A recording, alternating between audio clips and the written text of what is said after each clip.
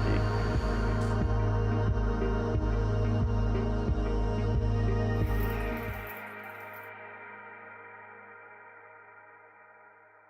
I think anytime you're in a position where you have a concussion, and in some cases you feel fine, and there's that want to play and want to contribute to the team, and yet you're not able to get out there and able to physically perform, and I think it's frustrating, and I think it wears on you, and I think it's challenging. My name's Chad Goldberg. I'm from Agoura Hills, California. I'm a junior forward, assistant captain as well. So my career has been kind of plagued by concussion problems, and last year unfortunately was preseason as well, so I missed the first half of the season, and this year I haven't even played a game yet, so I'm still waiting to get the call from the doctor to let me go back in, but at this point it's something that you don't know if you're going to get to play again this year or even next year, so it's something that needs to be taken more seriously, and I unfortunately didn't take it as seriously as I needed to in the past, so this year I think it's too important to mess with your brain, so I'm making sure to take it slow and come back when I'm ready.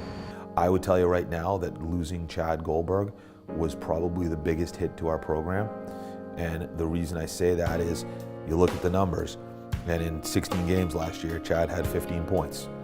So now you look at all of those games that we lost by a goal or didn't get a tie or didn't get a point in, and then you throw Chad into the lineup, and if Chad plays 24 games, there's a pretty good chance that Chad has 23 points.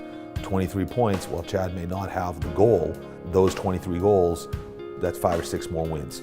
So Chad's loss was a big hit to the program this year.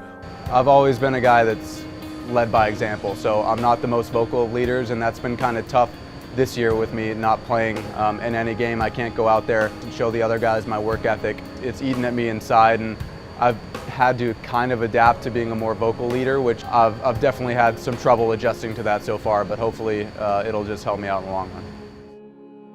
So I noticed it when I was at the University of Maine. My hips just didn't feel right, tight and that sort of thing, and then when I got to Tufts, it had just progressively gotten worse. We had been doing rehab and stuff like that, and I went in and did a couple of MRIs and arthrograms, and we discovered that I had 2 torn labrums on both sides of my body and an FAI, which is a femoral acetabular impingement, so my femur is misshapen, which means that I definitely needed to get surgery.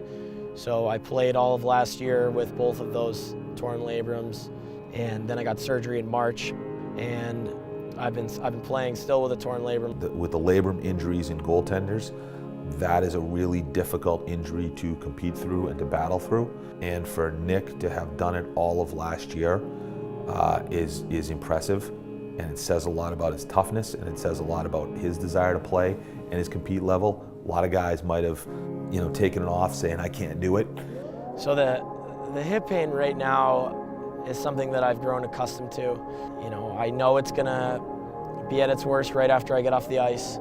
He definitely plays through a ton of pain. I mean, you wouldn't notice it when he's out there going full splits in practice, but he's ice bathing pretty much after every practice.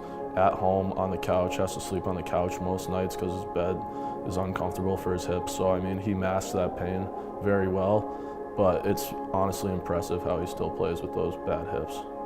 It's hard to explain. It's definitely a constant soreness, even on the post-surgery side. But there's every now and then I get, my hip will catch, and then there's like a pinching sensation. But more often than not, it's just a constant ache. I wake up in the middle of the night pretty consistently. The hip pain and that sort of stuff, that all comes second to the chance to win a championship. And the feeling that you get when you win a playoff game or you win a championship or something like that, that feeling of accomplishment, pride, joy, whatever you call it, outweighs any kind of hip pain that I've